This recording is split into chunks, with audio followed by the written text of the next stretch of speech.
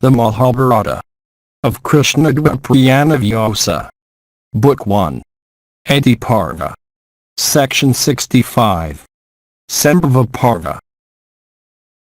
VYASA said, then Indra had a consultation with Narayana about the latter's descent on the earth from heaven with all the gods according to their respective parts. And, having commanded all the dwellers in heaven, Indra returned from the abode of Narayana. And the dwellers in heaven gradually became incarnate on earth for the destruction of the Ajaras and for the welfare of the three worlds. And then, O tiger among kings, the celestials had their births, according as they pleased, in the races of Brahmarshis and royal sages. And they slew the Dandavas, Rakshasis, Gandharvas and snakes, other man-eaters, and many other creatures. And, O bull in the Bharata race, the Dandavas, Rakshasas and Gandharvas and snakes, could not slay the incarnate celestials even in their infancy, so strong they were. Janamaya said, I desire to hear from the beginning of the births of the gods, the Dandavas, the Gandharvas, the Apsaras, men, Yakshas and Rakshasas. Therefore, it behoveth thee to tell me about the births of all creatures. VYASA said, indeed, I shall, having bowed down to the self-create, tell thee in detail the origin of the celestials and other creatures.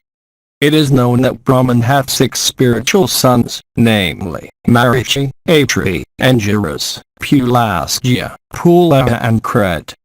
And Marika's son is Kasyapa, and from Kasyapa have sprung these creatures. Unto Daksha, one of the Prajapatis, were born 13 daughters of great good fortune. The daughters of Daksha are, O tiger among men and prince of that Bharata race, Aditi, Diti, Den, Kala, Danayi, Sinhika, Kraya, Preda, Viswa, Vinata, Kapila, Muni, and Kadru. The sons and grandsons of these, gifted with great energy, are countless. From Aditi have sprung the 12 Aditijas, who are the lords of the universe. And, O Bharata, as they are according to their names, I shall recount them to thee. They are Daktri, Mitra, Aryaman, Sakra, Varuna, Ansa, Veda, Vivaswat, Asha, Savitri, Tvashtri, and Vishnu. The youngest, however, is superior to them all in merit. Diti had one son called Hiranyakashipu. And the illustrious Hiranyakashipu had 5 sons, all famous throughout the world. The eldest of them all was Prahlada, the next was Sarada, the third was Anurada, and after him were Siva and Vashkarla. And, O Bharata, it is known everywhere that Prahlada had 3 sons. They were Varakana, Kumbha, and Nipmada. And unto Varakana was born a son, Veli, of great prowess. And the son of Veli is known to be the great Ajara, Vana. And blessed with good fortune, Vana was a follower of Rudra, and was known also by the name of Mahakarla. And Den had 40 sons, O Bharata.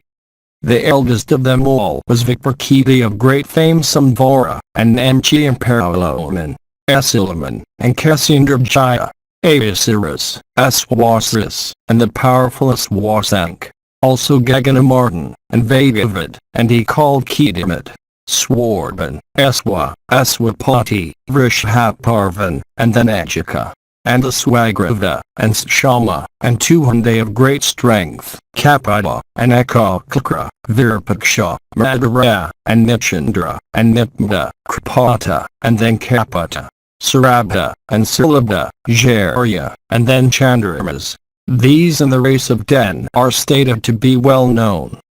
The Jarya and Chandramas, the sun and the moon, of the celestials are other persons, and not the sons have Den as mentioned above.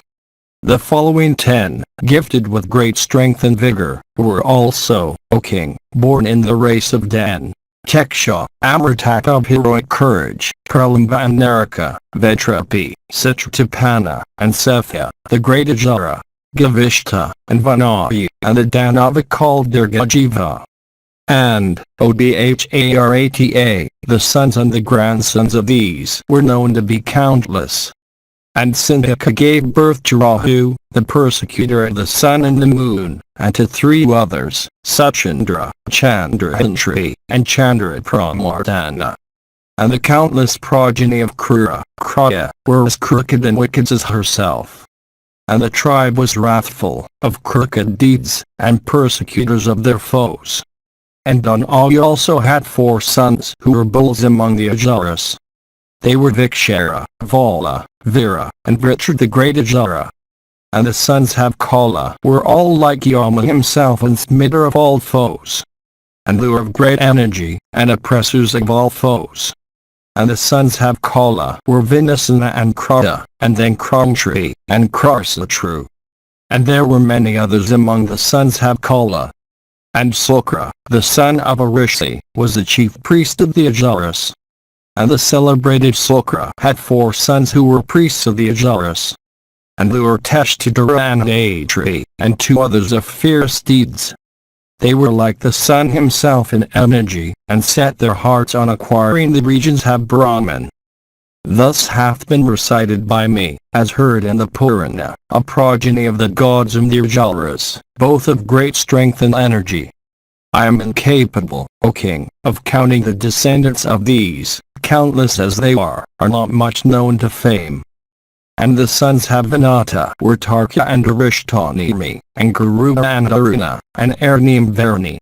And Sasharananta, Vasuki, Kachaka, Kamora, and Kalika are known to be the sons of Kadru, and Bhimasena, Ugrasena, Suparna, Varuna, Kapati, and Dhritarashtra, and Shrivalurchas the 7th, Siddhivalkas, Arkaparna, Prita, Bhima, and Chitrartha known to fame, of great learning, and a controller of his passions, and then Kalasiras, and, O king, Parjanya, the 14th in the list, Kelly, the 15th, and Narada, the 16th. These Devas and Gandharvas are known to be the sons of Muni, the Eksha's daughter as mentioned before. I shall recount many others, Odbharata. Anavadi Manu, Vansa, Ajara, Mrganapriya, Enta, Spaga, Vesi, were the daughters brought forth by Prada, Sigda, and Purna, and Verhine, and Purnis of great fame, Brahmakaran, Ratigna, and Suparna who was the 7th, Vasvasu, Bhanu, and Suchandra who was the 10th, were also the sons of Prada. All these were celestial Gandharvas.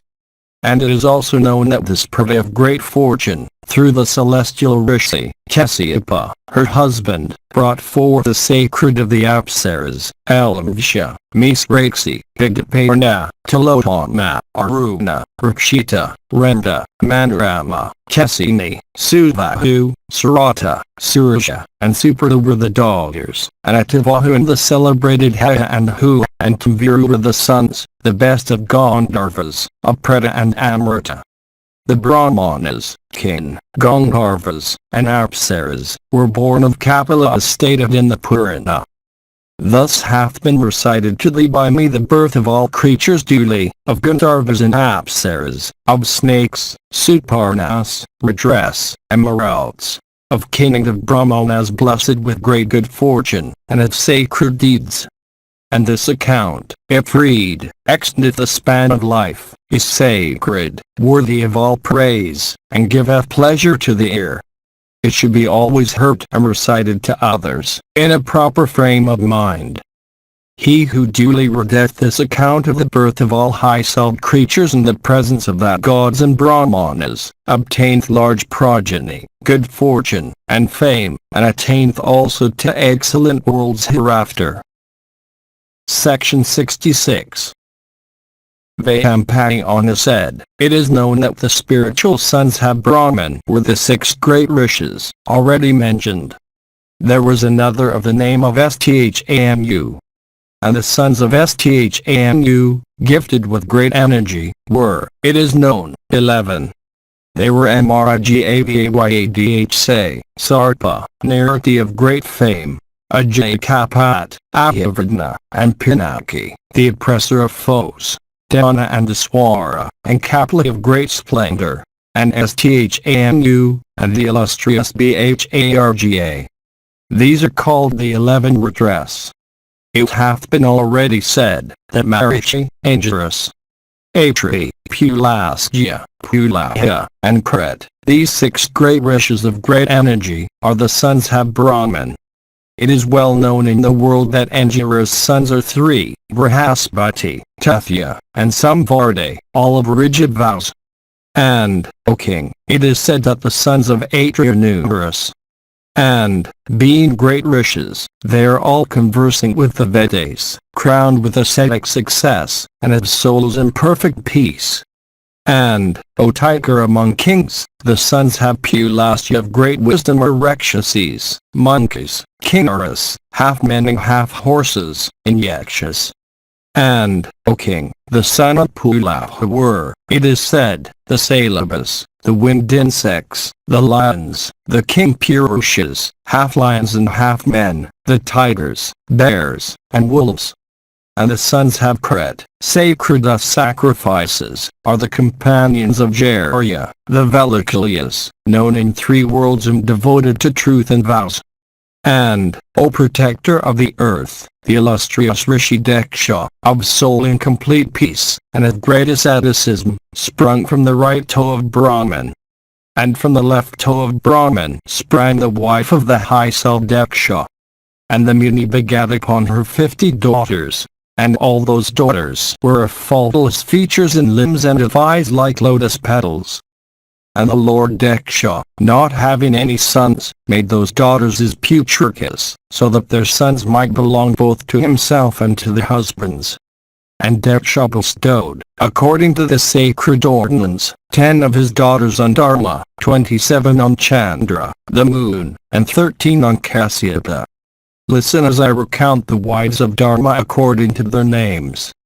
They are 10 in all: Kirti, Lakshmi, Dhriti, Daya, Pushti, Shraddha, Krita, Udhi, Layua, and Mali.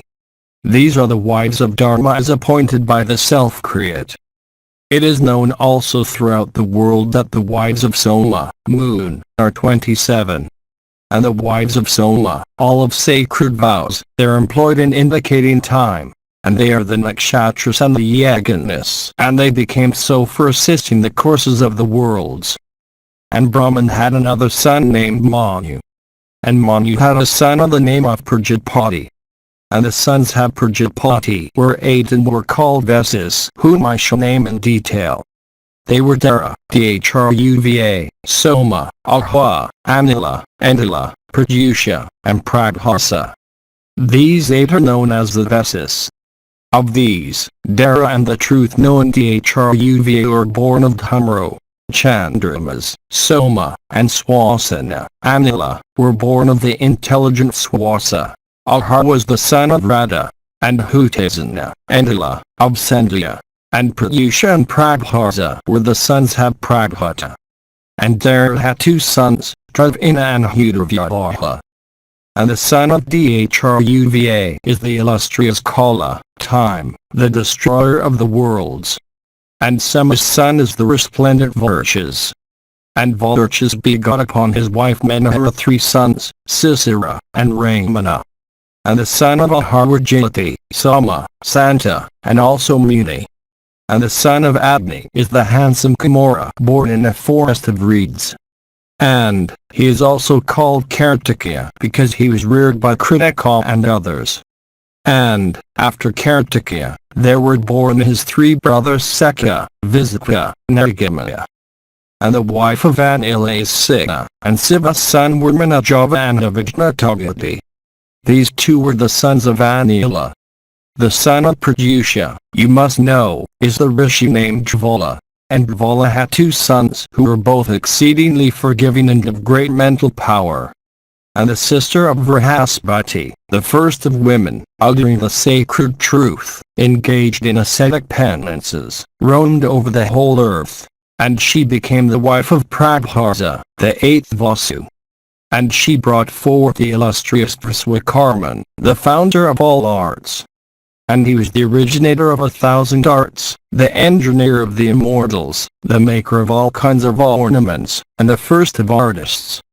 And he was who constructed the celestial cars of the gods, and mankind are enabled to live in consequence of the inventions of that illustrious one. And he is worshipped, for that reason, by men. And he is eternal and immutable, this Praswakarman. And the illustrious Dharma, the dispenser of all happiness, assuming a human countenance, came out through the right breast of Brahman. And Ahasta, Dharma, hath 3 excellent sons capable of charming every creature. And they are Sama, Kama, Harsha, peace, desire, and joy. And by their energy they are supporting the worlds. And the wife of Kama is Rati, of Sama is Prapti, and the wife of Harsha is Nanda. And upon them, indeed, are the worlds made to depend. And the son of Marichi is Kasyapa. And Kasyapa's offspring are the gods of Nirjaras. And, therefore, is Kasyapa, the father of the worlds. And Tvashtri, of the form of Vedanta, a mare, became the wife of Savitri. And she gave birth, in the skies, to 2 greatly fortunate twins, the Aswins. And, O king, the sons of Aditi are 12 with Indra heading them all. And the youngest of them all was Vishnu, upon whom the worlds depend. These are the 33 gods, the 8 Vyasas, the 11 Rudras, the 12 Aditijas, Prajapati, and Vashatkara. I shall now recount their progeny according to their Pakshas, Kulas, and Ganas. The Rudras, the Satyas, the Maruts, the Vyasas, the Bhargavas, and the Vaswivas are each reckoned as a Paksha. Garuda the son of Nada and the mighty Aruna also, and the illustrious Vrihaspati are reckoned among the Aditijas. The twin Aswins, all annual plants, and all inferior animals, are reckoned among the Gaikas. These are the Ganas of the gods recited to thee, O king. This recitation washes men of all sins. The illustrious Bhrigu came out, ripping open the breast of Brahman. The learned Sukha is Bhrigu's son. And the learned Sukha becoming a planet and engaged according to the command of the self-existent in pouring and withholding rain, and in dispensing and remitting calamities, traverses, for sustaining the lives of all the creatures in the 3 worlds, through the skies. And the learned Sukra, of great intelligence and wisdom, of rigid vows, leading the life of a Brahmacharan, divided himself in twain by power of asceticism, and became the spiritual guide of both the deities and the gods.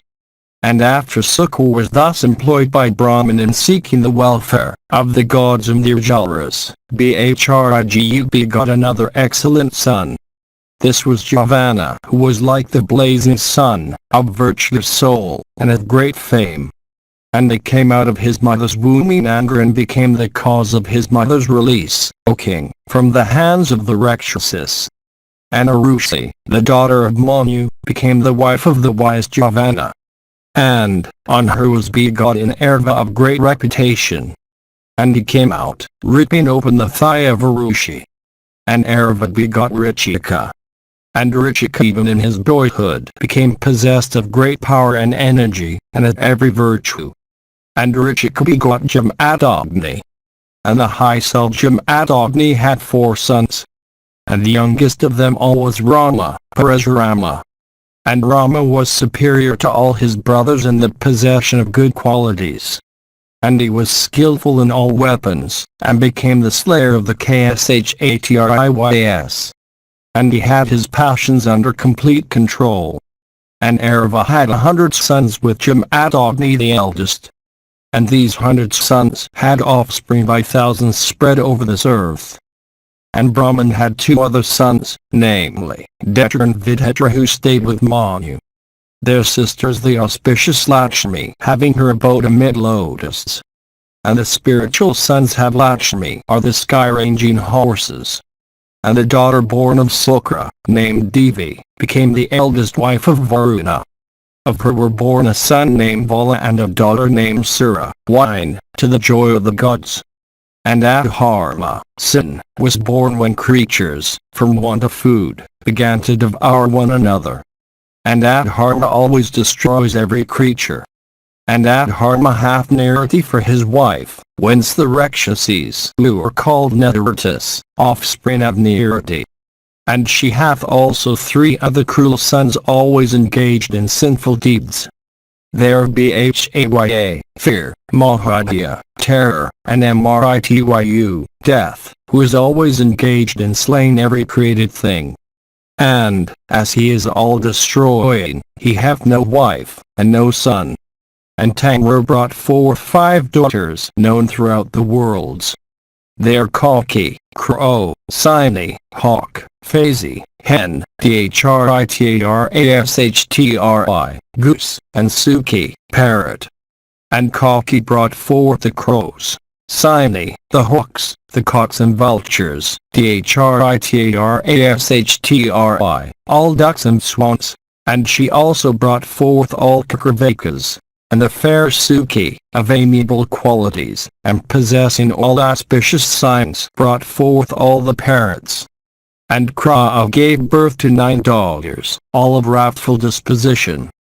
And their names were Mrigi, Mrigamanda, Hare, Bhadramana, Metanji, Sardali, Sevalta, Srabhi, and the agreeable Sursa blessed with every virtue. And, O foremost of men, the offspring of Mrigi are all animals of the deer species. And the offspring of Mrigamanda are all animals of the bear species and those called Siranra, sweep-footed. And Bhadramana begot the celestial elephants, Aravata. And the offspring of Hare are all animals of the simian species endued with great activity, so also all the horses. And those animals also, that are called Golanguila, the cow-tailed, are said to be the offspring of Hare. And Sardalid begot lions and tigers in numbers, and also leopards and all other strong animals.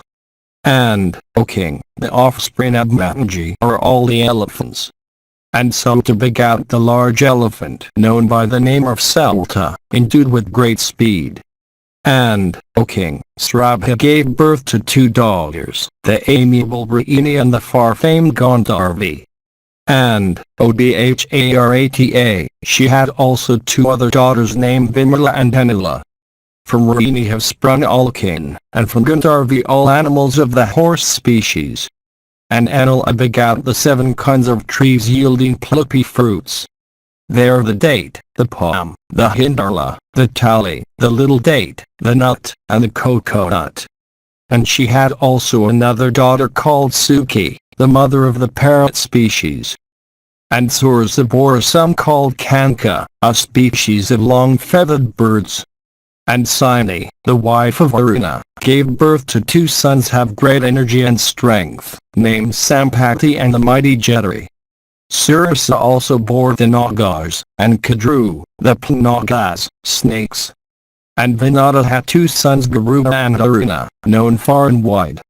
And, O king of men, O foremost of intelligent persons, thus hath the genealogy of all the principal creatures been fully described by me. By listening to this, a man is fully cleansed of all his sins, and acquireth great knowledge, and finally attaineth to the first of states in afterlife. Section 67. Janamedaya said, O worshipful one, I wish to hear from thee in detail about the birth, among men, of the gods, the Dandavas, the Gandharvas, the Rakshasis, the lions, the tigers, and the other animals, the snakes, the birds, and in fact, of all creatures. I wish also to hear about the acts and achievements of those, in due order, after they became incarnate in human forms.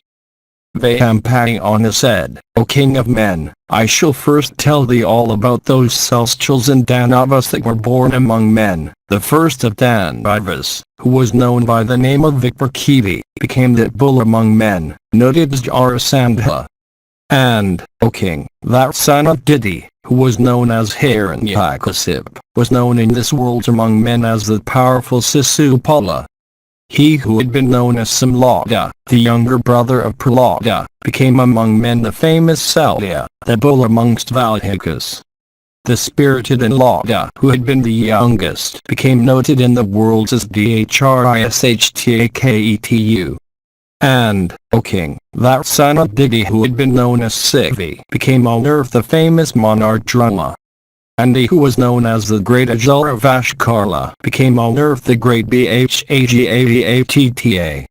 The five great Ajalas gifted with great energy, Avasara, Aswasara, the spirited Asank, Gaganamurdan, and Vagavad, were all born in the royal line of Kshatriya and all became great monarchs. That other Ajala of mighty energy, who was known by the name of Kedamit, became on earth the monarch Amitajas of terrible deeds. That great Ajala who was known as Swarban, became on earth the monarch Ugrasena of fierce deeds. That great Ajala who was known as Eswa, became on earth the monarch Ozaka of exceeding energy and invincible in battle. And, O king, the younger brother of Eswa, who was known as Iswapati, a son of Didi, became on earth the mighty monarch Hardika. The great and fortunate Ajala, who was known as Vrishabhaparvan, became noted on earth as King Dirgaprajna. And, O king, the younger brother of Vrishabhaparvan, who was known by the name of Adraka, became noted on earth as King Salwa. The powerful and mighty Ajala, who was known as Iswagravda, became noted on earth as King Rekamana. And, O king, the Ajala who was known as Gushma, endued with great intelligence and whose achievements also were great, became on earth the famous King Vrihadratha. And that first of Ajalas, who was known by the name of Tuhande, became noted on earth as the monarch, Sainavind. That Ajala of great strength, who was known as Ishudpa, became the monarch Nagnajita of famous prowess. The great Ajala who was known as Ekakakra, became noted on earth as Prithavandya. The great Ajala Virapacha, capable of displaying various modes of fight, became noted on earth as King Chitravarman. The first of Dandivas, the heroic Hara, who humbled the pride of all foes, became on earth the famous and fortunate Subahu. The Ajalastra of great energy and the destroyer of foam, became noted on earth as the fortunate monarch, Mjagsa. That Ajala of great intelligence called Nipmda, who was never vanquished in battle, was born on earth as King Dvidipa, the first among monarchs. That great Ajala known amongst the sons Habdigi by the name of Saragda, became on earth the royal sage called PARVA. And, O king, the great Ajala of exceeding energy, the fortunate Kupratha, was born on earth as the famous monarch Suparswa. The great Ajala, O king, who was called Pratha, was born on earth as the royal sage Parvati, of form resplendent like a golden mountain. He amongst the Ajala, who was known as Salva II, became on earth the monarch Prahlada in the country of the Valhikas. The foremost, among the sons Habdidi, known by the name of Chandra and handsome as the Lord of the Stars himself, became on earth noted as Chandravarman, the king of the Kambojas. The bull amongst the Dandavas, who was known by the name of Arka, became on earth, O king, the royal sage Rishika. The best of Ajalas, who was known as Mritapa, became on earth, O best of kings, the monarch, Pusamanupadka. That great Ajala of surpassing energy, known as Garishta, became noted on earth as King Dramazana. The great Ajala who was known as Mayura, became noted on earth as the monarch Viswa. He who was the younger brother of Mayura and called Suparna, became noted on earth as the monarch, Kalikati. The mighty Ajala who was known as Chandrahantri, became on earth the royal sage Sunka. The great Ajala who was called Chandravanasana, became noted on earth as the monarch, Yanaki. The bull amongst the Dandavas, O prince of that cruel race, who was called Dirgajive, became noted on earth as Kosraja. The Graha who was brought forth by Sandhika and who persecuted the sun and the moon, became noted on earth as the monarch Kretha. The eldest of the four sons Habdana, who was known by the name of Vikshara, became known on earth the spirited monarch, Vasumitra. The second brother of Vikshara, the great Ajala, was born on earth as the king of the country, called Pandya. the best of Ajalas, who was known by the name of Valina, became on earth the monarch Pondaramitsika. And, O king, that great Ajala who was known as Vritra became on earth the royal sage known by the name of Menamat. That Ajala who was the younger brother of Vritra and known as Krangshri became noted on earth as King Danda. That other Ajala who was known by the name Kravadna became noted on earth as the monarch Dandadara. The 8 sons of the Kalias that were born on earth all became great kings endued with the prowess of tigers. The eldest of them all became King Jayasena in Magadha. The second of them, in prowess, like Indra, became noted on earth as a Prajita. The third of them, endued with great energy and power of producing deception, was born on earth as the king of the Nishabdas gifted with great prowess. That other amongst them who was known as the fourth was noted on earth as Saranamat, the best of royal sages. That great Ajala amongst them who was the fifth, became noted on earth as King Manjas, the oppressor of enemies. That great Ajala possessing great intelligence, who was the sixth of them, became noted on earth as Abhar, the best of royal sages. The seventh of them became known throughout earth, from the center to the sea, as King Samdrasena, well acquainted with the truths of the scriptures. The eighth of the Kalias, known as Vribha, came on earth a virtuous king ever engaged in the good of all creatures. The mighty Dandava, known by the name of Kukshi, became on earth as Parvatiya from his brightness as of a golden mountain. The mighty Ajala Krethimna, gifted with great energy, became noted on earth as the monarch Charyaksha. The great Ajala of handsome features, known by the name of Jarya, became on earth the monarch of the Valhikas by name Darda, that foremost of all kings. And, O king, from the tribe of Ajalas called Kravasa, of whom I have already spoken to thee, were born many heroic kings on earth. Madrika, and Karnavshta, Siddhartha, and also Kataka, Suvira, and Suvahu, and Malvira, and also Valhika, Kretha, Vishitra, Saratha, and the handsome King Nila, and Irvasa, and Bhumipala, and Gandavakra, and he who was called Durjaya, that tiger amongst kings named Rukmuli, and King Janamaya, Ashada, and Vruveda, and also Bhritejas, Aklivya, and Sumitra, Vadadana, and also Gankha, the tribe of kings called the Kurushikas, and also Kamadhurdi, Surti, and Adha, and also Vrihitsena, Kshema, Ugradirtha, the king of the Kalingas, and Medimat, and he was known as King Aswara. These first of kings were all born of the Ajala class called Kravasa. There was also born on earth a mighty Ajala known amongst the Danavas by the name of Kalaniri, endued with great strength, of grand achievements, and blessed with a large share of prosperity. He became the mighty son of Ugrasena and was known on earth by the name of Kansa. And he who was known among the Ajalas by the name of Devaka and was besides in splendor like unto Indra himself, was born on earth as the foremost king of the Gandharvas. And, O monarch, know thou that Drona, the son of Bharadwaja, not born of any woman, sprung from a portion of the celestial Rishi Brihaspati of grand achievements. And he was the prince of all bowmen, conversing with all weapons, of mighty achievements, of great energy. Thou shalt know he was also well acquainted with the Vedas and the science of arms. And he was of wonderful deeds and the pride of his race. And, O king, his son the heroic Aswaghaman, of eyes like the lotus petals, gifted with surpassing energy, and the terror of all foes, the great oppressor of all enemies, was born on earth, of the united portions of Mahatma, Yama, Kama, and Kra. And from the curse of Vasishta and the command also of Indra, the 8 Vesas were born of Ganga by her husband Sentan. The youngest of them was Bhishma, the dispeller of the fears of the crews, gifted with great intelligence, conversing with the Vedas, the first speakers, and the thinner of the enemy's ranks. and possessed of mighty energy, and the first of all persons acquainted with weapons, encountered the illustrious Rama himself, the son of Jamadagni of the Bhrigu race. And, O king, that Brahman sage who, on earth, was known by the name of Kripa and was the embodiment of all manliness, was born of the tribe of the redress.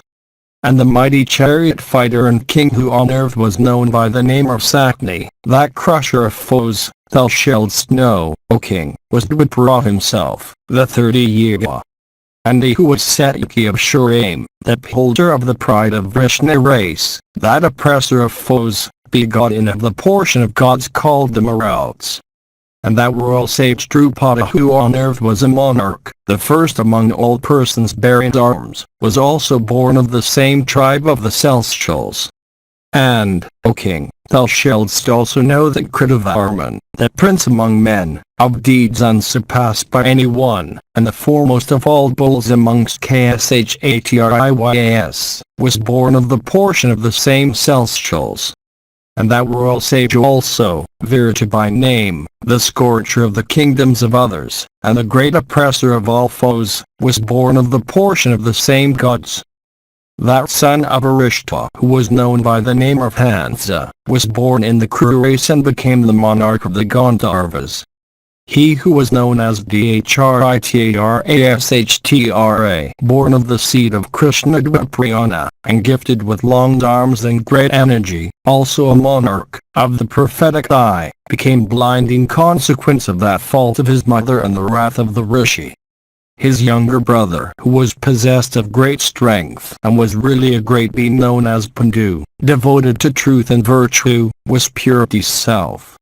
And, O king, thou shalt know that he who was known on earth as Vidura, who was the first of all virtuous men, who was the god of justice himself, was the excellent and greatly fortunate son of the Rishatri. The evil-minded and wicked king Dridana, the destroyer of the fair fame of the Krus, was born of a portion of Kali on earth. It was who caused all creatures to be slain and the earth to be wasted. And it was who fanned the flame of hostility that ultimately consumed all. They who had been the sons of Pulasya, the Rakshasis, were born on earth among men of Dridana's brothers, that century of wicked individuals, commencing with Dasasan as their first.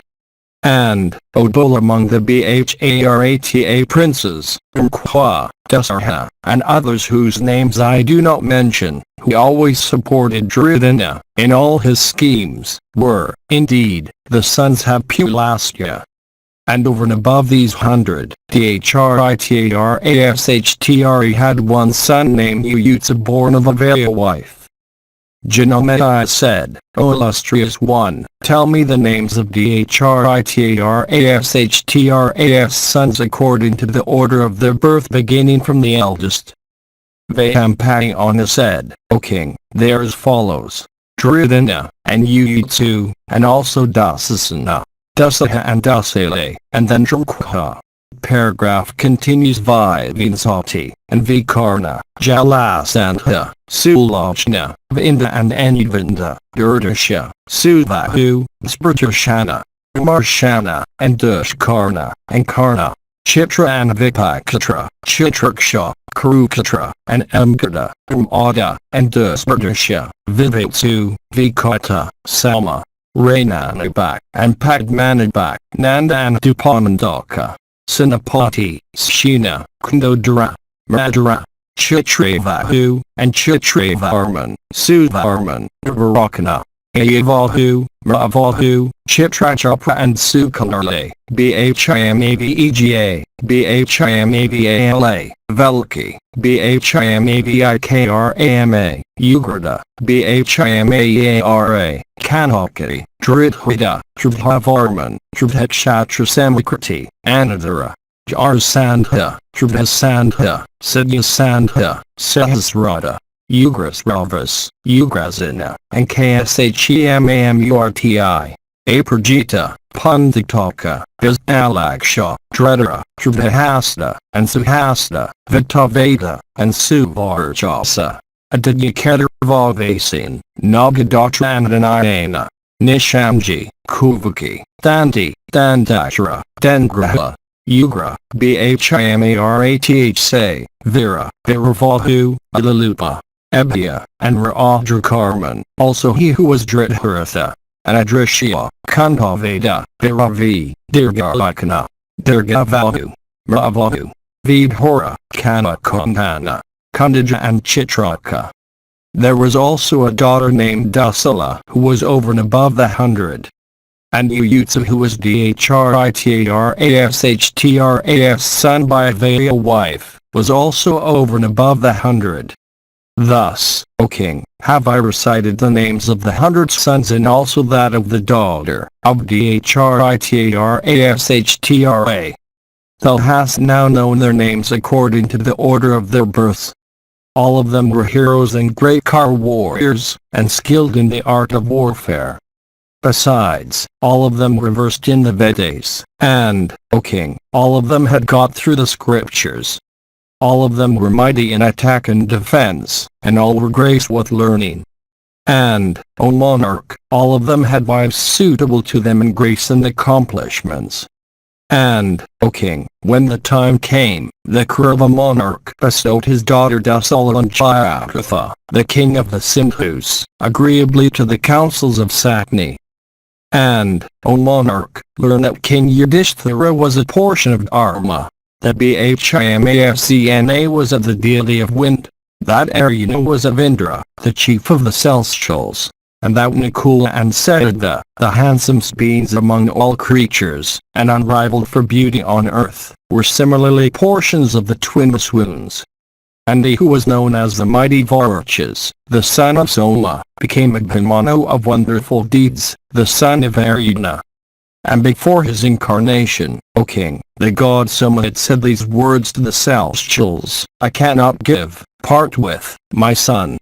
It is dearer to me than life itself. Let this be the compact and let it be not transgressed. The destruction of the Ajaras on earth is the work of the celestials, and, therefore, it is our work as well. Let this Varachas, therefore, go thither, but let him not stay there long. Nara, whose companion is Narayana, will be born as Indra's son and indeed, will be known as Aryuna, the mighty son of Pandu. This boy of mine shall be his son and become a mighty warrior in his boyhood. And let him, ye best of immortals, stay on earth for 16 years. And when he attaineth to his 16th year, the battle shall take place in which all who are born of your portions shall achieve the destruction of mighty warriors. But a certain encounter shall take place without both Nara and Narayana taking any part in it. And, indeed, your portions, ye celestials, shall fight, having made that disposition of the forces which is known by the name of the Kekrdyuhya. And my son shall compel all foes to retreat before him. The boy of mighty arms, having penetrated the impenetrable array, shall range within it fearlessly and send forth part of the hostile force, in course of half a day, unto the regions of the king of the dead. Then when numberless heroes and mighty warriors will return to the charge towards the close of the day, my boy of mighty arms shall reappear before me. And he shall beget one heroic son in his line, who shall continue the almost extinct Bharata race. Hearing these words of Soma, the dwellers in heaven replied, so be it. And then all together applauded and worshipped Soma, the king of stars. Thus, O king, have I recited to thee the particulars of the birth of thy father's father. Know also, O monarch, that the mighty warrior Dhritarashtradyumna was a portion of Agni. And know also that Sikandin, who was at first a female, was the incarnation of a Rakshasa. And, O bull in Bharata's race, they who became the 5 sons have Draupadi, those bulls amongst the Bharata princes, were the celestials known as the Vriswas. Their names were Prithavindya, Stasoma, Surutrakriti, Seknika, Nakula, and Sritasena, endued with mighty energy. Sura, the foremost of the Yadus, was the father of Vasudeva. He had a daughter called Pritha, who for her beauty was unrivaled on earth. And Sura, having promised in the presence of fire that he would give his firstborn child to Kunti Bhoja, the son of his paternal aunt, who was without offspring, gave his daughter unto the monarch in expectation of his favors. Kunti Bhoja thereupon made her his daughter. And she became, thenceforth, in the house of her adoptive father, engaged in attending upon brahmanas and guests. One day she had to wait upon the ascetic of rigid vows, VYASA by name, acquainted with truth and fully conversing with the mysteries of religion.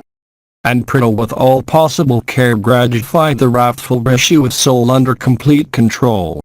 The Holy One, gratified with the attentions bestowed on him by the maiden, told her, "I am satisfied, O fortunate one, with thee. By this mantra, that I am about to give thee, thou shalt be able to summon, to thy side, whatever celestials thou likest. And, by their grace, shalt thou also obtain children."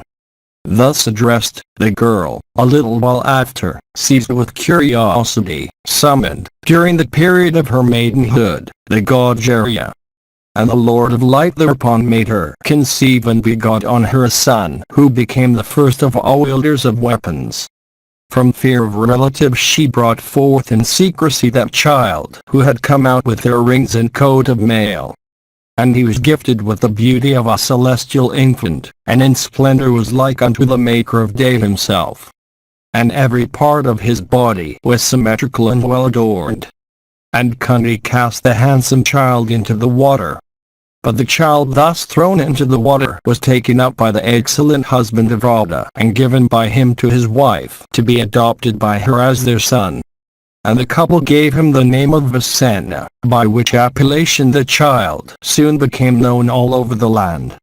And, as he grew up, he became very strong and excelled in all weapons. The first of all successful persons, he soon mastered the sciences. And when the intelligent one, having truth for his strength, recited the Vedas, there was nothing he would not then give to the Brahmanas. At the time Indra, the originator of all things, moved by the desire of benefiting his own son Arjuna, assumed the guise of a Brahmana, came to him, and begged of the hero his earrings and natural armor. And the hero, taking off his earrings and armor, gave them unto the Brahmana. And Sakra, accepting the gift, presented to the giver a dart, surprised at his open-handedness, and addressed him in these words: "O invincible one, amongst the celestials, Ajaras, men, Gandharvas, Nagas, and Rakshasis, he at whom thou hurlst this weapon, that one shall certainly be slain." And the son of Arya was at first known in the world by the name of VYASA. But, for his deeds, he subsequently came to be called Karna. And because that hero of great fame had taken off his natural armor, therefore was he, the first son of Prita, called Kama. And, O best of kings, the hero began to grow up in the Studa caste. And, O king, know thou that Kama, the first of all exalted men, the foremost of all wielders of weapons, the slayer of foes, and the best portion of the Maker of Day, was the friend and counselor of Duryodhana. And he, called Vasudeva, endued with great valor, was among men a portion of him called Narayana, the god of gods, eternal. And Valadva of exceeding strength was a portion of the Naga, Sesha. And, O monarch, know that Pradyumna of great energy was Snudkumara.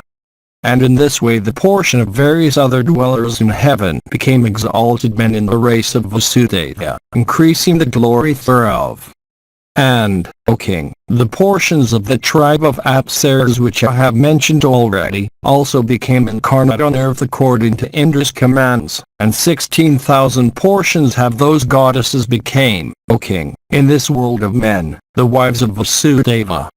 And a portion of Shri herself became incarnate on earth, for the gratification of Narayana, in the line of Bhishmaka. And she was by name the chaste Rukmini. And the faultless Draupadi, slender-waisted like the wasp, was born of a portion of Sakshi, the queen of the celestials, in the line of Drupada. And she was neither low nor tall in stature. And she was of the fragrance of that blue lotus, of eyes large as lotus petals, of thighs fair and round, of dense masses of black curly hair, and endued with every auspicious feature and of complexion like that of the emerald. She became the charmer of the heart of 5 foremost of men.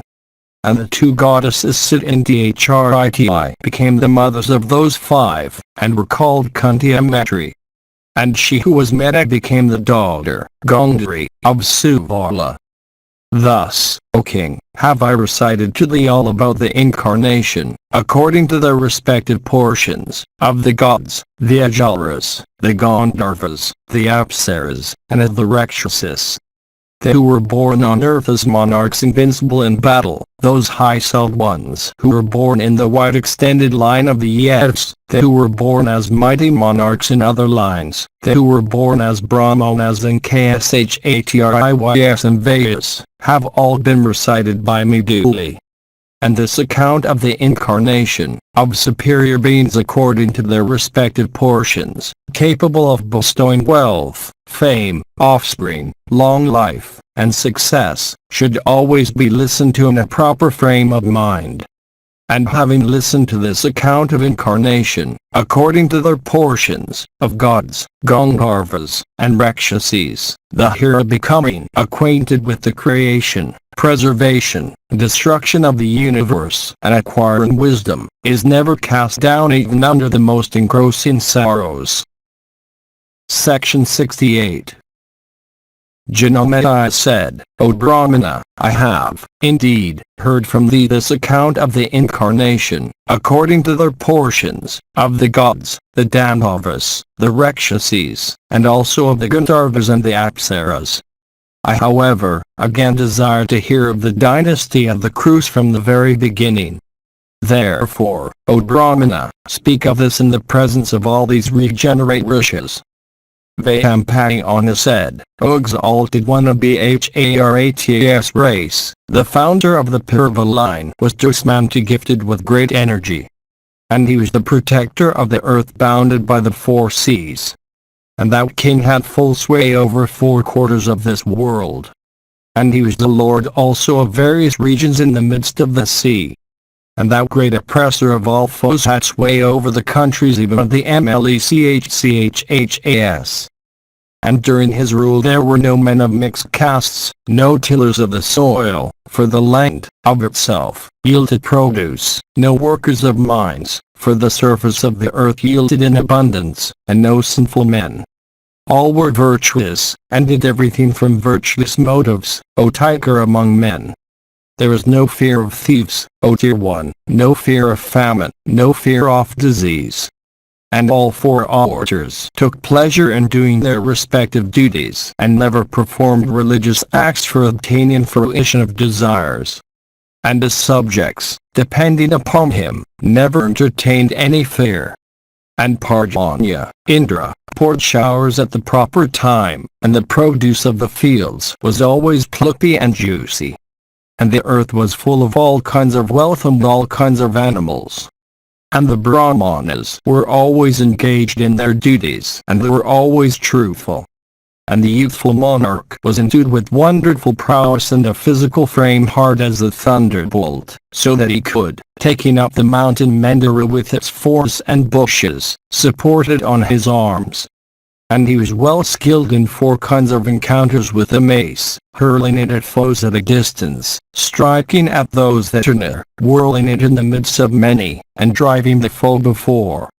And he was skilled also in the use of all kinds of weapons and in riding elephants and horses. And in strength he was like unto Vishnu, in splendor like unto the maker of day, in gravity like unto the ocean, and in patience, like unto the earth.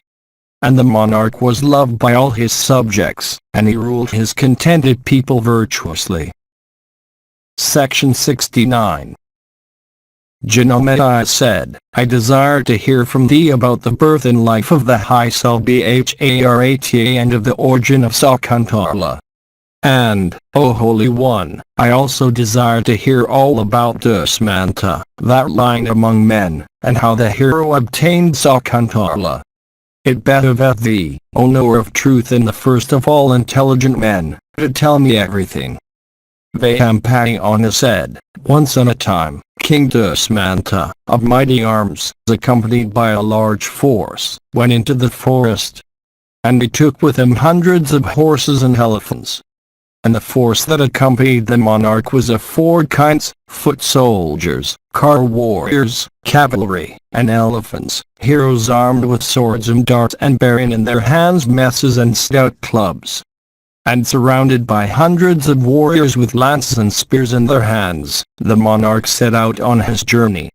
And with the low needy roars of the warriors and the notes of kench and sound of drums, with the rattle of the car wheels and shrieks of huge elephants, all mingling with the neighing of horses and the clash of weapons have the variously armed attendants in diverse dresses, there arose a deafening tumult while the king was on his march. And ladies gifted with great beauty beheld from the terraces of goodly mansions that heroic monarch, the achiever of his own fame. And the ladies saw that he was like unto Sakra, the slayer of his enemies, capable of repulsing the elephants of foes, and they believed that he was the wielder of the thunderbolt himself. And they said, "This is the tiger among men who in battle is equal unto the VYASA in prowess, and in consequence of the might of whose arms no foes are left." And saying this, the ladies from affection gratified the monarch by showering flowers on his head. And followed by foremost of Brahmanas uttering blessings all the way, the king in great gladness of heart went towards the forest, eager for slaying the deer. And many Brahmanas, Kshatriyas, Vairyasis, and Sudras, followed the monarch who was like unto the king of the celestials seated on the back of a proud elephant. The citizens in other classes followed the monarch for some distance.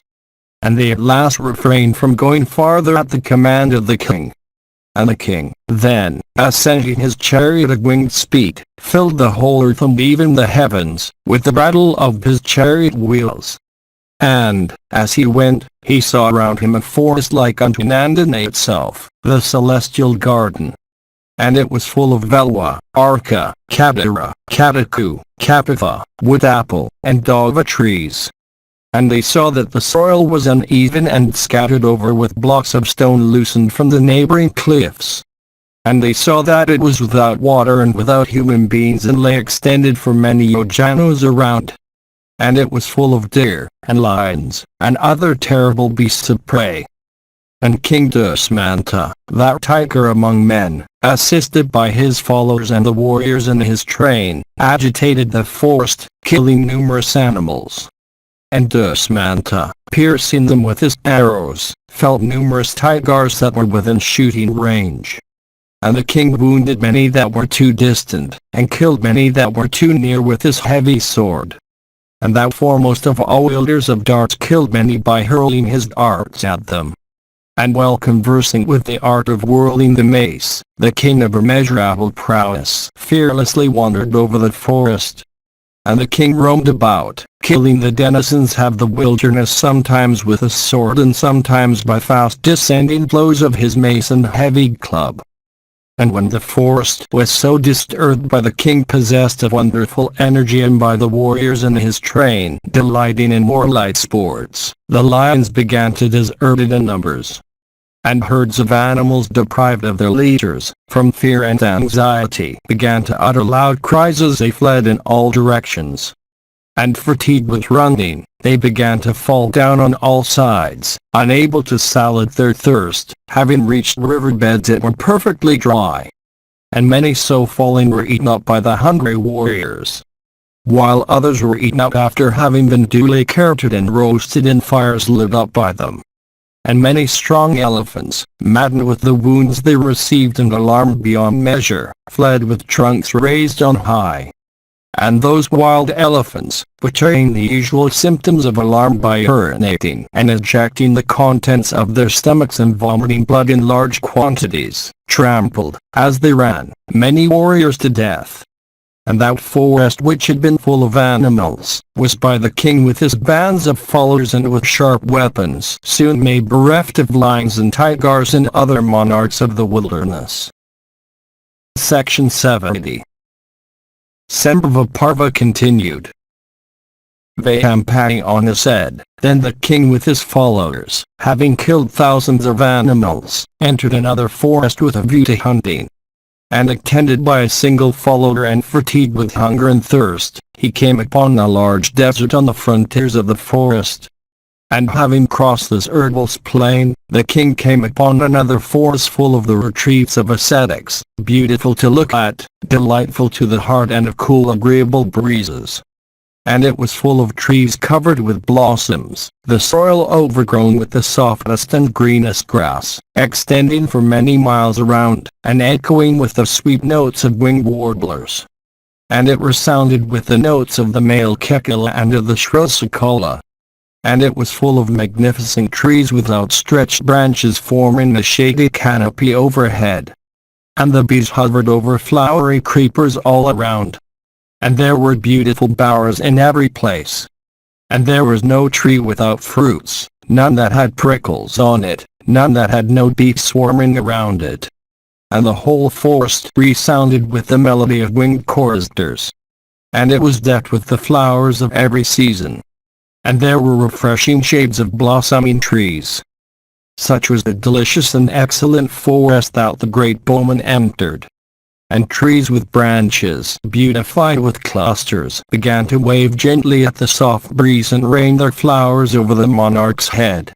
And the trees, clad in their flowery attires of all colors, with sweet-throated warblers perched on them, stood there in rows with heads touching the very heavens. And around their branches hanging down with the weight of flowers the bees, tempted by the honey, hummed in sweet chorus. And the king, endued with great energy, beholding innumerable spots covered with bowers of creepers decked with clusters of flowers, from excess of gladness, became very much charmed. And the forest was exceedingly beautiful in consequence of those trees ranged around with flowery branches twining with each other and looking like so many rainbows for gaudiness and variety of color. And it was the resort of bands of Siddhas, of the Karinis, of tribes of Gandharvas, and Apsaras, of monkeys and kinnaras drunk with delight. Delicious cool, and fragrant breezes, conveying the fragrance from fresh flowers, blew in all directions as if they had come there to sport with the trees. And the king saw the charming forest gifted with such beauties. And it was situated in a delta of the river, and a cluster of high trees standing together lent the place the look of a gaudy pole erected to Indrasana. And in that forest which was the resort of ever-cheerful birds, the monarch saw a delightful and charming retreat of ascetics. And there were many trees around it. And a sacred fire was burning within it. And the king worshipped that unrivaled retreat. And they saw seated in it numerous yotis, velagilias and other munis. And it was adorned with many chambers containing sacrificial fire. And the flowers dropping from the trees had formed a thick carpet spread over the ground. And the spot looked exceedingly beautiful with those tall trees of large trunks. And by it flowed, O king, the sacred and transparent Malini with every species of waterfowl playing on his bosom. And that stream infused gladness into the hearts of the ascetics who resorted to it for purposes of ablutions. And the king beheld on his banks many innocent animals of the deer species, and was exceedingly delighted with all that he saw. And the monarch, the course of whose chariot no folk could obstruct, then entered that asylum which was like unto the region of the celestials, being exceedingly beautiful all over. And the king saw that had stood on the margin of the sacred stream which was like the mother of all the living creatures residing in its vicinage. And on its bank sported the Kikravaka, and waves of milk-white foam. And there stood also the habitations of kinnaras. And monkeys and bears too disported themselves in numbers. And there lived also holy ascetics engaged in studies and meditation. And there could be seen also elephants and tigers and snakes. And it was on the banks of that stream that the excellent asylum of the illustrious Kasyapa stood, offering a home to numerous rishis of great ascetic merit. And beholding the river, and also the asylum washed by the river, which was studded with many islands and which possessed banks of so much beauty, an asylum like unto that of Nara and Narayana left by the water of the Ganga, the king resolved to enter into that sacred abode. And thou bull among men, desirous of beholding the great rishi of ascetic wealth, the illustrious Kanwa of the race of Kasyapa, one who possessed every virtue and who, for his splendor, could be gazed at with difficulty, approached that forest resounding with the notes of maddened peacocks and like unto the gardens of the great Gandharva, Chitraratha, himself. And halting his army consisting of flats, cavalry, infantry, and elephants at the entrance of that forest, the monarch spoke as follows: I shall go to behold the mighty ascetic of Kasyapa's race, one who is without darkness.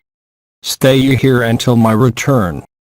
And the king, having entered that forest which was like unto Indra's garden, soon forgot his hunger and thirst.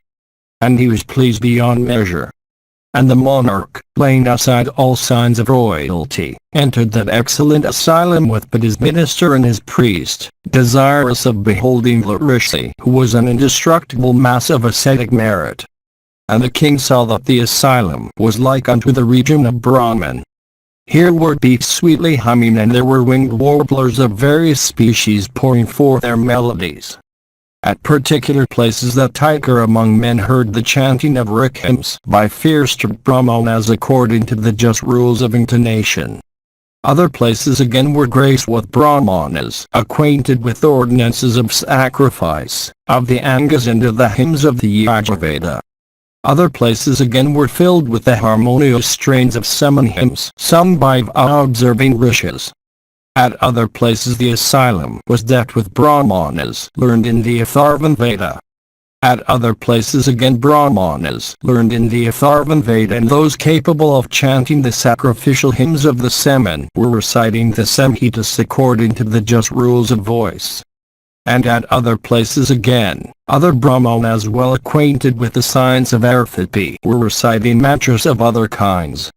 In fact, that sacred retreat resounding with these holy notes was like unto a second region of Brahman himself.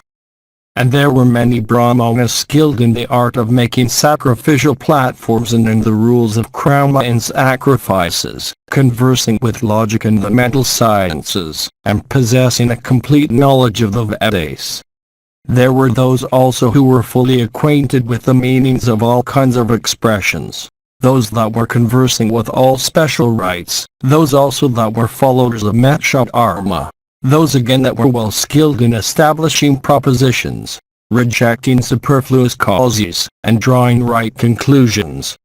There were those having a knowledge of the science of words, grammar, of prosody, of nirta. Those again that were conversing with astrology and learned in the properties of matter and the fruits of sacrificial rites, possessing a knowledge of causes and effects, capable of understanding the cries of birds and monkeys, well read in large treatises, and skilled in various sciences. And the king, as he proceeded, heard their voices. And the retreat resounded also with voice of men capable of charming human hearts. And the slayer of hostile heroes also saw around him learned brahmanas of rigid vows engaged in japa, the repeated muttering of the names of gods, and homa, burnt offering. And the king wondered much on beholding the beautiful carpets which those brahmanas offered to him respectfully. And thou best of monarchs, at the sight of the rites with which those brahmanas worshipped the gods and the great rishis, thought within himself that he was in the region of Brahman. And the more the king saw that auspicious and sacred asylum of Kasyapa protected by the rishis' ascetic virtues and possessing all the requisites of a holy retreat, the more he desired to see it. In fact, he was not satisfied with a short survey. And the slayer of heroes at last, accompanied by his minister and his priest, entered that charming and sacred retreat of Kasyapa inhabited all around by rishis of ascetic wealth and exalted vows. Section 71. VYASA said, the monarch then, as he proceeded, left even his reduced retinue at the entrance of the hermitage. And entering quite alone he saw not the rishi, khandwa, of rigid vows.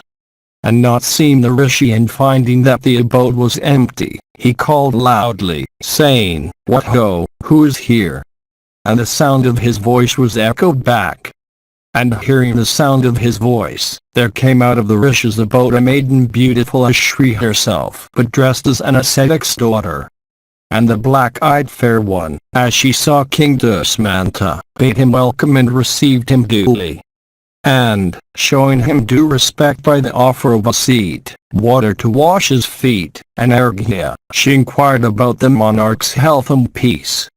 And having worshipped the king and asked him about his health and peace, the maiden reverentially asked, "What must be done, O king?" "I await your commands."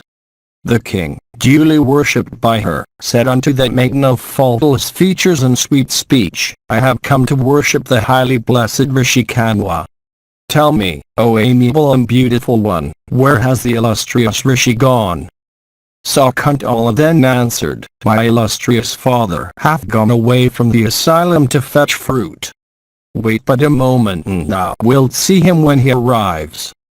Vyyampayana continued, "The king not seeing the rishi and addressed thus by her, beheld that the maiden was exceedingly beautiful and endued with perfect symmetry of shape. And they saw that she was of sweet smiles. And she stood decked with the beauty of her faultless features, her ascetic penances, and her humility. And they saw that she was in the bloom of youth. He therefore asked her, 'Who art thou?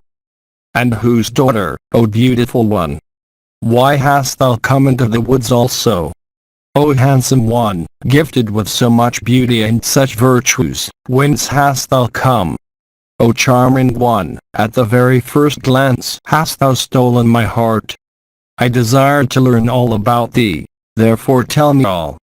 And thus addressed by the monarch, the maiden smilingly replied in these sweet words, 'O Dusmanta, I am the daughter of the virtuous, wise, high-celt, and illustrious ascetic Khandwa.'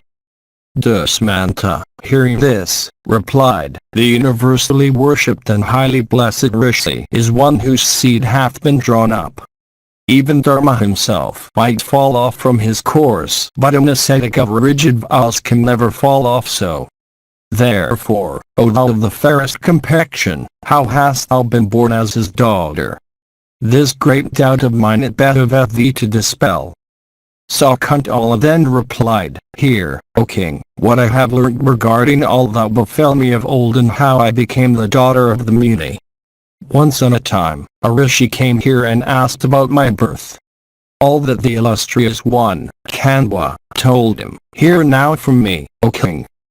My father Khandwa, in answer to that rishi's inquiries, said, Swamitra, of old, having been engaged in the austere penances, alarmed Indra, the chief of the celestials, who thought that the mighty ascetic blazing energy would, by his penances, hurl him down from his high seat in heaven. Indra, thus alarmed, summoned Menaka and told her, Thou, O Menaka, art the first of celestial apsaras. Therefore, O amiable one, do me this service. Hear what I say.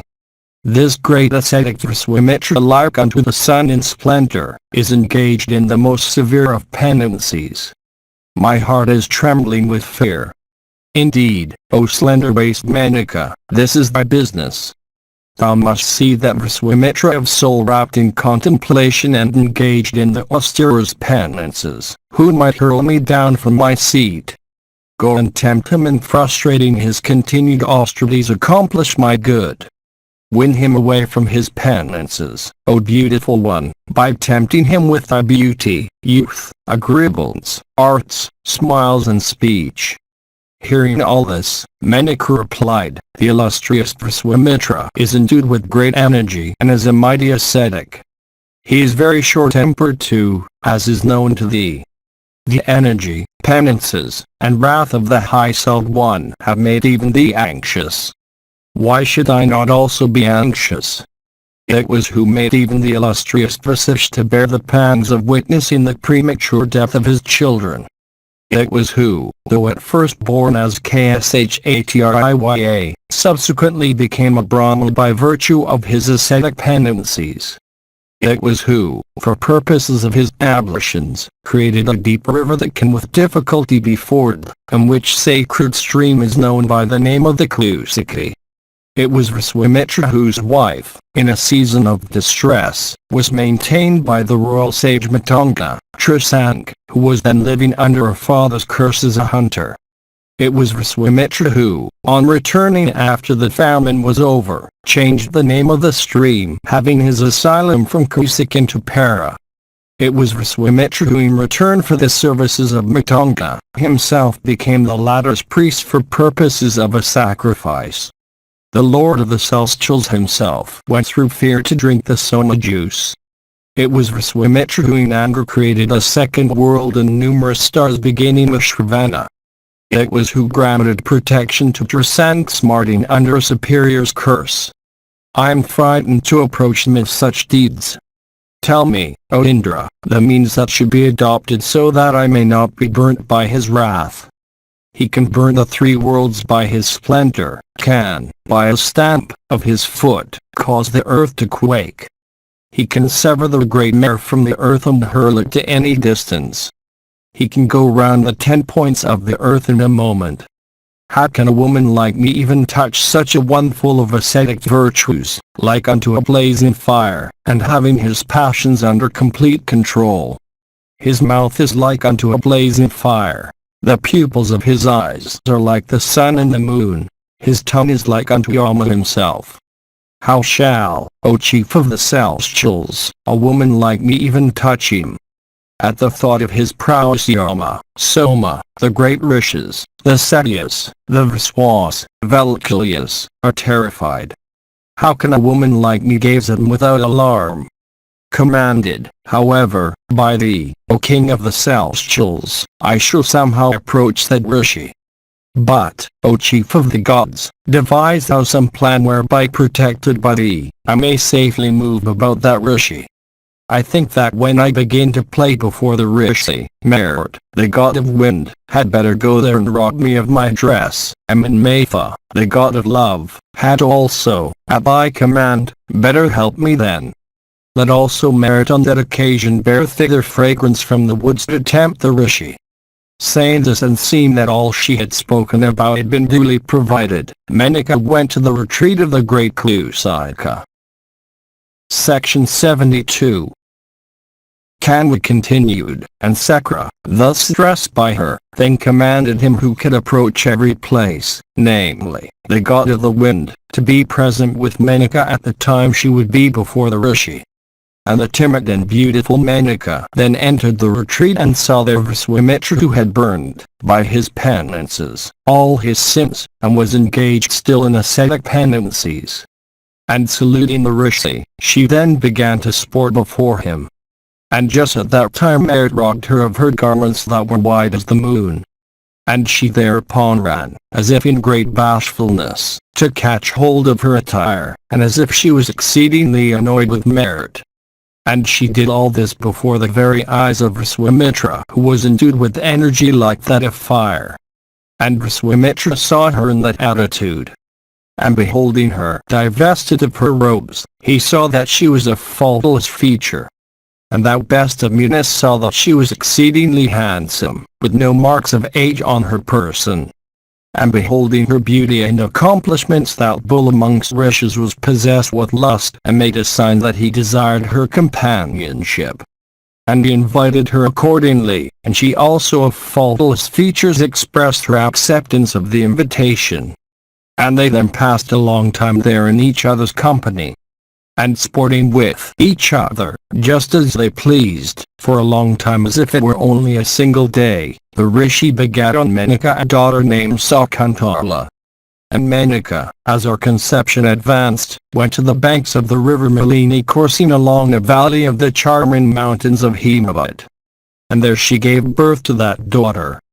And she left the newborn infant on the bank of the river and went away. And beholding the newborn infant lying in that forest destitute of human beings, but abounding with lions and tigers, a number of vultures sat around to protect it from harm. No rakshasas or carnivorous animals took its life. Those vultures protected the daughter of Menaka. I went there to perform my ablution and beheld the infant lying in the solitude of the wilderness, surrounded by vultures. Bringing her hither, I have made her my daughter. Indeed, the maker of the body, the protector of life, the giver of food, are all three fathers in their order, according to the scriptures. And because she was surrounded in the solitude of the wilderness, by Sakantas, birds, therefore, hath she been named by me Sakuntala, bird protected. O Brahman, learn that it is thus that Sakuntala hath become my daughter. And the faultless Sakuntala also regards me as her father. This is what my father had said unto the Rishi, having been asked by him. O king of men, it is thus that thou must know I am the daughter of Kanwa. And not knowing my real father, I regard Kanwa as my father. Thus have I told thee, O king, all that hath been heard by me regarding my birth. Section 73. VYASA continued. King Dusmanta, hearing all this, said, Well spoken, O princess, this that thou hast said. Be my wife, O beautiful one. What shall I do for thee? Golden garlands, robes, earrings of gold, white and handsome pearls, from various countries, golden coins, finest carpets, I shall present thee this very day. Let the whole of my kingdom be thine today, O beautiful one. Come to me, O timid one, wedding me, O beautiful one, according to the Gandharva form. O thou of tapering thighs, of all forms of marriage, the Gandharva one is regarded as the first. Sakuntala, hearing this, said, O king, my father hath gone away from this asylum to bring fruit. Wait but a moment. He will bestow me on thee. Dusmanta replied, O beautiful and faultless one, I desire that thou shouldst be my life's companion. Know thou that I exist for thee, and my heart is in thee. One is certainly one's own friend, and one certainly may depend upon one's own self. Therefore, according to the ordinance, thou canst certainly bestow thyself. There are, in all, 8 kinds of marriages. These are Brahma, Deva, Arsha, Prajapatya, Ajara, Gandharva, Rakshasa, and Pasacha, the 8th. Manu, the son of the self-create, hath spoken of the appropriateness of all these forms according to their order. Know, O faultless one, that the first 4 of these are fit for Brahmanas, and the first 6 for Kshatriyas. As regards kings, even the Rakshasa form is permissible. The Ajara form is permitted to Vairus and Sudras. Of the first 5 the 3 are proper, the other 2 being improper. The Pasacha and the Ajara forms should never be practiced. These are the institutes of religion, and one should act according to them. The Gandharva and the Rakshasa form are consistent with the practices of Kshatriyas. Thou needst not entertain the least fear. There is not the least doubt that either according to any one of these last mentioned forms, or according to a union of both of them, our wedding may take place. O thou of the fairest complexion, full of desire I am, thou also in a similar mood mayst become my wife according to the Gandharva form. Sakuntala, having listened to all this, answered, If this be the course sanctioned by religion, if, indeed, I am my own disposer, hear, O thou foremost one of proof's race, what my terms are. Promise truly to give me what I ask thee. The son that shall be begotten on me shall become thy heir or parent. This, O king, is my fixed resolve. O Dusmanta, if thou grant this, then let our union take place. VYASA continued. The monarch, without taking time to consider at once told her, Let it be so. I will even take thee, O thou of agreeable smiles, with me to my capital. I tell thee truly, O beautiful one, thou deservest all this. And so saying, that first of kings wedded the handsome Sakuntala of graceful gait, and knew her as a husband. And assuring her duly, he went away, telling her repeatedly, I shall send thee, for thy escort, my troops of 4 classes. Indeed, it is even thus that I shall take thee to my capital, O thou of sweet smiles. Vayapayana continued, O Janamaya, having promised so unto her, the king went away. And as he retraced his way homewards, he began to think of Kasyapa. And he asked himself, what will the illustrious ascetic say, after he has known all? Thinking of this, he entered his capital. The moment the king had left, Kanwa arrived at his abode. But Sakuntala, from a sense of shame, did not go out to receive her father. That great ascetic, however, possessed of spiritual knowledge, knew all. Indeed, beholding everything with his spiritual eye, the illustrious one was pleased, and addressing her, said, Amiable one, what hath been done by thee today in secret, without having waited for me, namely, intercourse with a man, hath not been destructive of thy virtue. Indeed, union according to the Gandharva form, of a wishful woman with a managed sensual desire, without mattress of any kind, it is said, is the best for kshatriyas. The best of men, Dusmanta, is also high souled and virtuous. Thou hast, O Sakuntala, accepted him for thy husband. The son that shall be born of thee shall be mighty and illustrious in this world. And he shall have sway over the sea. And the forces of that illustrious King of Kings, while he goeth out against his foes, shall be irresistible. Sakuntala then approached her fatigued father and washed his feet. And taking down the load he had with him and placing the fruits in proper order, she told him, It behoveth thee to give thy grace to that Dusmanta whom I have accepted for my husband, as well as his ministers. Kanwa replied, O thou of the fairest complexion, for thy sake I am inclined to bless him. But receive from me, O blessed one, the boon that thou desirest. Vayapayana continued, Sakuntala, thereupon, moved by desire of benefiting Dusmanta, asked the boon that the PARVA monarchs might ever be virtuous and never deprived of their thrones. Section 74. Vayapayana said, after Dusmanta had left the asylum, having made those promises unto Sakuntala, the latter of tapering thighs brought forth a boy of immeasurable energy. And when the child was 3 years old, he became in splendor like the blazing fire. And, O Janamaya, he was possessed of beauty and magnanimity in every accomplishment. And thou first of virtuous men, Kanwa, caused all the rites of religion to be performed in respect of that intelligent child thriving day by day. And the boy gifted with pearly teeth and shining locks, capable of slaying lions even then, with all auspicious signs on his palm, and broad expansive forehead, grew up in beauty and strength. And like unto a celestial child in splendor, he began to grow up rapidly. And when he was only 6 years of age, endued with great strength, he used to seize and bind to the trees that stood around that asylum, lions and tigers and bears and buffaloes and elephants. And we rode on some animals, and pursued others in sportive mood. The dwellers at Kanwa's asylum thereupon bestowed on him a name. And they said, because he seizes and restrains on animals however strong, let him be called Sarvadamana, the subduer of all.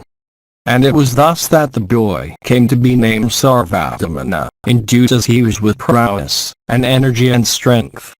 And the rishi, seeing the boy and marking also his extraordinary acts, told Sakuntala that the time had come for his installation as the heir apparent. And beholding the strength of the boy, Kanwa commanded his disciples, saying, Bear ye without delay this Sakuntala with her son from this abode to that of her husband, blessed with every auspicious sign.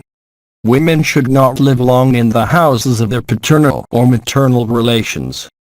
Such residence is destructive of their reputation, their good conduct, their virtue.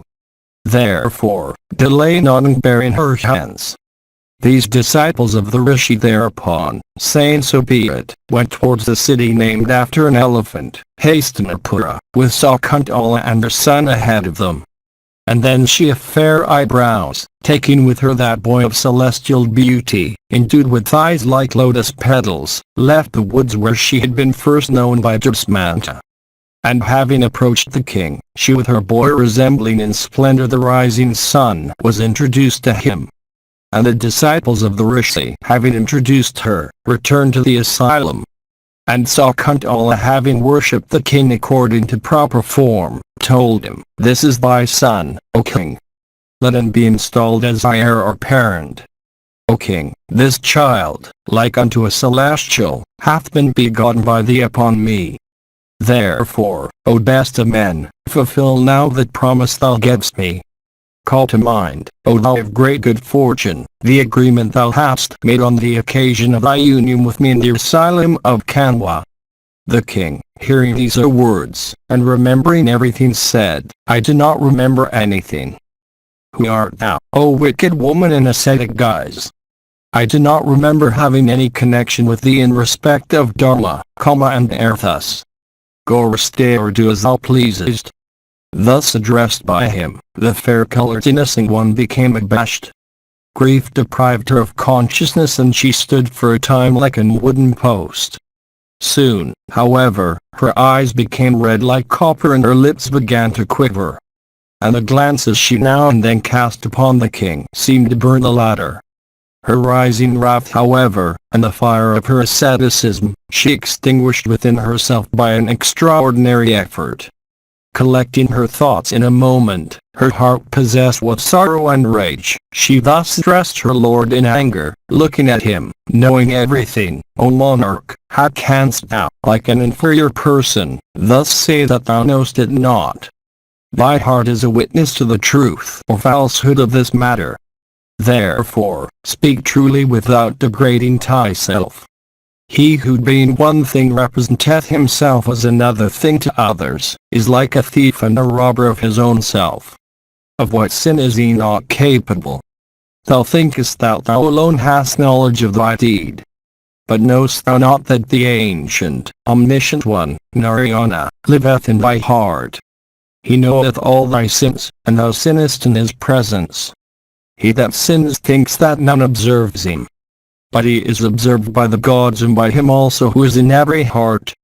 The sun, the moon, the air, the fire, the earth, the sky, water, the heart, Yama, the day, the night, both twilights, and Dharma, all witness the acts of man.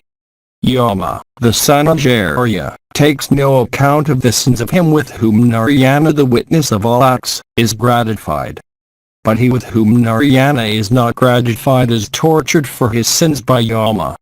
Him who degradeth himself by representing his self falsely, the gods never bless. Even his own soul blesseth him not. I am a wife devoted to my husband. I have come of my own accord, it is true. But do not, on that account, treat me with disrespect. I am thy wife and, therefore, deserve to be treated respectfully. Wilt thou not treat me so, because I have come hither of my own accord? In the presence of so many, why dost thou treat me like an ordinary woman? I am not certainly crying in the wilderness. Dost thou not hear me? But if thou refuse to do what I supplicate thee for, O Dasmanta, thy head this moment shall burst into 100 pieces. The husband entering the womb of the wife cometh out himself in the form of the son. Therefore is the wife called by those cognizant at the Vedas as Jaya, she of whom one is born. And the son that is so born unto persons cognizant at the Vedic mantras rescueth the spirits of deceased ancestors. And because the son rescueth ancestors from the hell called Put, therefore, hath he been called by the self-create himself as Putra, the rescuer from Put. By a son one conquereth the three worlds. By a son's son, one enjoyeth eternity. And by a grandson's son great-grandfathers enjoy everlasting happiness. She is a true wife who is skillful in household affairs. Paragraph continues. She is a true wife who hath borne a son. She is a true wife whose heart is devoted to her Lord. She is a true wife who knoweth none but her Lord. The wife is a man's half. The wife is the first of friends. The wife is the root of religion, profit, and desire. The wife is the root of salvation. They that have wives can perform religious acts. They that have wives can lead domestic lives. They that have wives have the means to be cheerful. They that have wives can achieve good fortune. Sweet-speeched wives are friends on occasions have joy. They are as fathers on occasions have religious acts. They are mothers in sickness and woe. Even in the deep woods to traveller a wife is his refreshment and solace. He that hath a wife is trusted by all. A wife, therefore, is one's most valuable possession. Even when the husband leaving this world goeth into the region of Yama, it is the devoted wife that accompanies him thither. A wife going before waits for the husband. But if the husband goeth before, the chaste wife followeth close. For these reasons, O king, doth marriage exist. The husband enjoyeth the companionship of the wife both in this and in the other worlds. It hath been said by learned persons that one is himself born as one son. Therefore, a man whose wife hath borne a son should look upon her as his mother. Beholding the face of the son one hath begotten upon his wife, like his own face in a mirror, one feeleth as happy as a virtuous man, on attaining to heaven. Men scorched by mental grief, or suffering under bodily pain, feel as much refreshed in the companionship of their wives as a perspiring person in a cool bath. No man, even in anger, should ever do anything that is disagreeable to his wife, seeing that happiness, joy, and virtue, everything dependeth on the wife. A wife is the sacred field in which the husband is born himself. Even rishis cannot create creatures without women. What happiness is greater than what the father feeleth when the son running towards him, even though his body be covered with dust, claspeth his limbs? Why then dost thou treat with indifference such a son, who hath approached thee himself and who casteth wistful glances towards thee for climbing thy knees? Even and support their own acts without destroying them. Then why shouldst not thou, a virtuous man that thou art, support thy own child? The touch of soft sandal paste, of women, of cool water is not so agreeable as the touch of one's own infant son locked in one's embrace. As a Brahmana is the foremost of all bhikshuks, a cow, the foremost of all quadrupeds, a protector, the foremost of all superiors, so is the son the foremost of all objects, agreeable to the touch. Let, therefore, this handsome child touch thee and embrace. There is nothing in the world more agreeable to the touch than the embrace of one's son. O chastiser of foes, I have brought forth this child, O monarch, capable of dispelling all thy sorrows after bearing him in my womb for full 3 years. O monarch of Pru's race, he shall perform 100 horse sacrifices. These were the words uttered from the sky when I was in the linen room. Indeed, men going into places remote from their homes take up their others' children on their laps and smelling their heads feel great happiness. Thou knowest that Brahmanas repeat these Vedic mantras on the occasion of the consecrating rites of infancy. Thou art born, O son, of my body. Thou art sprung from my heart. Thou art myself in the form of a son. Live thou to 100 years. My life dependeth on thee, and the continuation of my race also, on thee. Therefore, O son, live thou in great happiness to 100 years. He hath sprung from thy body, this second being from thee. Behold thyself in thy son, as thou beholdst thy image in the clear lake. As the sacrificial fire is kindled from the domestic one, so hath this one sprung from thee. The one, thou hast divided thyself. In course of hunting while engaged in pursuit of the deer, I was approached by thee, O king, I who was then a virgin in the asylum of my father. Ravesi, Pravakiti, Sahajanya, Menaka, Raswaki and Ghritachi, these are the 6 foremost of Apsaras. Amongst them again, Menaka, born of Brahman, is the first. Descending from heaven on earth, after intercourse with Viswamitra, she gave birth to me. that celebrated Apsara, Menaka, brought me forth in a valley of Himavad. Bereft of all affection, she went away, cast me there as if I were the child of somebody else. What sinful act did I do, of old, in some other like that I was in infancy cast away by my parents and at present am cast away by thee. Put away by thee, I am ready to return to the refuge of my father. But it behoveth thee not to cast off this child who is thy own. Hearing all this, Dusmanta said, O Sakuntala, I do not know having begot upon thee this son. Women generally speak untruths. Who shall believe in thy words? Destitute of all affection, the lute Menaka is thy mother, and she cast thee off on the surface of the Himavad as one throws away, after the worship is over, the flowery offering made to his gods. Thy father too of the Kshatriya race, the lustful Viswamitra, who was tempted to become a Brahmana, is destitute of all affection. However, Menaka is the first of Apsaras, and thy father also is the first of Rishis. Being their daughter, why dost thou speak like a lewd woman? Thy words deserve no credit. Art thou not ashamed to speak them, especially before me? Go hence, O wicked woman in ascetic guise. Where is the foremost of great Rishis, where also is that Apsara Menaka? And why art thou, low of heart, in the guise of an ascetic? Thy child too is grown up. Thulsarishti is a boy, but he is very strong. How hath he soon grown like a solid sprout? Thy birth is low. Thou speaks like a lewd woman. Lustfully hast thou been begotten by Menaka.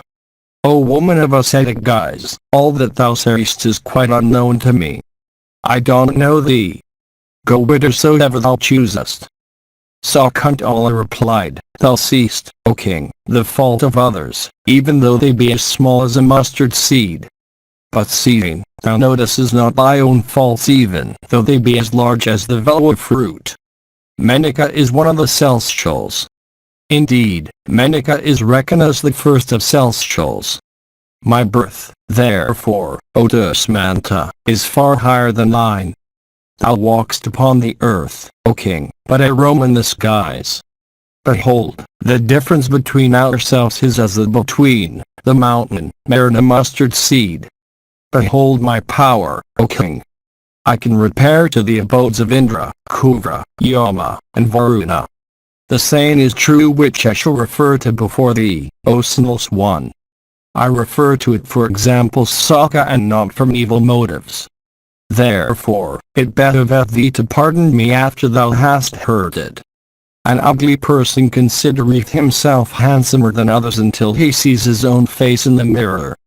But when he sees his own ugly face in the mirror, it is then that he perceiveth the difference between himself and others. He that is really handsome never taunts anybody. And he that always talketh evil becometh a reviler. And as the swine always look for dirt and filth even when in the midst of a flower garden, so the wicked always choose the evil out of both evil and good that others speak. Those, however, that are wise, on hearing the speeches of others that are intermixed with both good and evil, accept only what is good, like geese that always extract the milk only, though it be mixed with water. As the honest are always pained speaking ill of others, so do the wicked always rejoice in doing the same thing. As the honest always feel pleasure in showing regard for the old, so do the wicked always take delight in aspersing the good. The honest are happy in not seeking for faults. The wicked are happy in seeking for them. The wicked ever speak ill of the honest.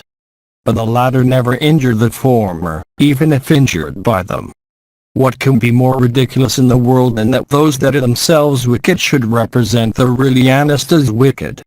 When even atheists are annoyed with those that have fallen off from truth and virtue and who are really like angry snakes of virulent poison, what shall I say of myself whom nurtured in faith? He that having begotten a son who is his own image, regardeth him not, never attaineth to the worlds he coveteth, and really the gods destroy his good fortune and possessions. The Pillars have said that the sum continueth the race and the line and is, therefore, the best of our religious acts. Therefore, none should abandon a son. Manu hath said that there are 5 kinds of sons, those begotten by oneself upon his own wife, those obtained as gift from mothers, those purchased for consideration, those reared with affection, and those begotten upon other women and upon wedded wives. Sons support the religion and achievements of men, enhance their joys, and rescue deceased ancestors from hell.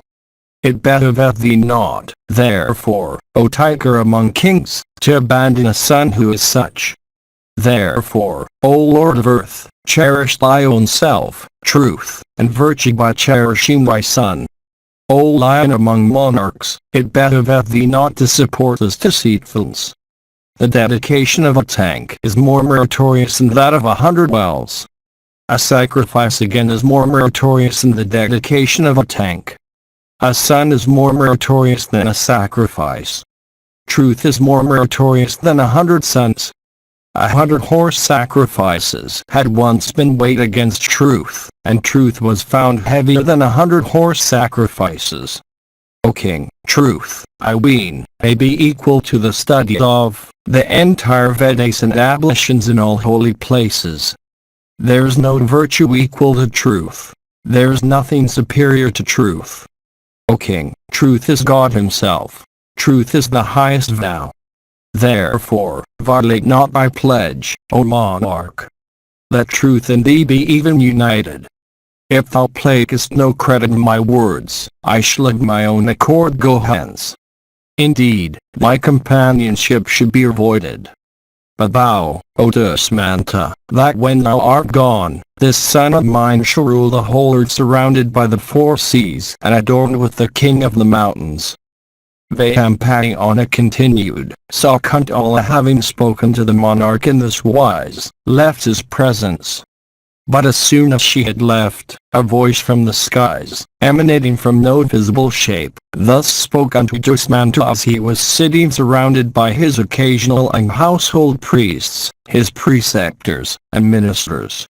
And the voice said, the mother is but the sheath of flesh. The son sprung from the father is the father himself. Therefore, O Dusmanta, cherish thy son, and insult not Sakuntala. O best of men, the son, who is but a form of one's own seed, rescueth ancestors from the region of Yama. Thou art the progenitor of this boy. Sakuntala hath spoken the truth. The husband, dividing his body in twain, is born of his wife in the form of son. Therefore, O Dusmanta, cherish, O monarch, thy son born of Sakuntala. To live by forsaking one's living son is a great misfortune. Therefore, O thou of Pru's race, cherish thy high self son born of Sakuntala, and because this child is to be cherished by thee even at our word, therefore shall this thy son be known by the name of Bharata, the cherished. Hearing these words uttered by the dwellers in heaven, the monarch of Pru's race became overjoyed and spoke as follows unto his priests and ministers, Hear ye these words uttered by the celestial messenger. I myself know this one to be my son. If I had taken him as my son on the strength of Sakuntala's words alone, my people would have been suspicious and my son also would not have been regarded as pure. Vayapayana continued, the monarch, then, O thou of Bharata's race, seeing the purity of his son established by the celestial messenger, became exceedingly glad. And he took unto him that son with joy. And the king with a joyous heart then performed all those rites upon his son that a father should perform. And the king smelt his child's head and hugged him with affection. And the Brahmanas began to utter blessings upon him and the bards began to applaud him. And the monarch then experienced the great delight that one feeleth at the touch of one's son. And Dusmanta also received that wife of his with affection. And he told her these words, pacifying her affectionately, O goddess, my union with thee took place privately, therefore I was thinking of how best to establish thy purity. my people might think that we're only lustfully united and not as husband and wife, and therefore, this son that I would have installed as my heir or parent would only have been regarded as one of impure birth. And dearest, every hard word thou hast uttered in thy anger, have I, O large-eyed one, forgiven thee. Thou art my dearest. And the royal sage Dusmanta, having spoken thus unto his dear wife, Obharata, received her with offerings of perfume, food, and drink. And King Dusmanta then bestowed the name of Bharata upon his child, and formally installed him as the heir apparent. And the famous and bright wheels of Bharata's car, invincible and like unto the wheels of the cars owned by the gods, traversed every region, filling the whole earth with their rattle. And the son of Dusmanta reduced to subjection all kings of the earth. And he ruled virtuously and earned great fame. And that monarch of great prowess was known by the titles of Chakravarti and Sarvabhauma. And he performed many sacrifices like Sakra, the lord of the Marauts. And Kanwa was the chief priest at those sacrifices, in which the offerings to Brahmanas were great. And the blessed monarch performed both the cow and the horse sacrifices. And Bharata gave unto Kanwa 1,000 gold coins as the sacerdotal fee. It is that Bharata from whom have emanated so many mighty achievements. It is from him that the great race called after him and his race are called after him. And in the Bharata race there have been born many godlike monarchs gifted with great energy, and like unto Brahman himself. Their number cannot be counted. But, O thou of Bharata's race, I shall name the principal ones that were blessed with great good fortune, like unto the gods, and devoted to truth and honesty. The Mahabharata of KRISHNA-DWAIPAYANA VYASA. Translated into English, prose from the original Sanskrit, text by Kisari Mohan Ganguli, 1883–1896. Calcutta.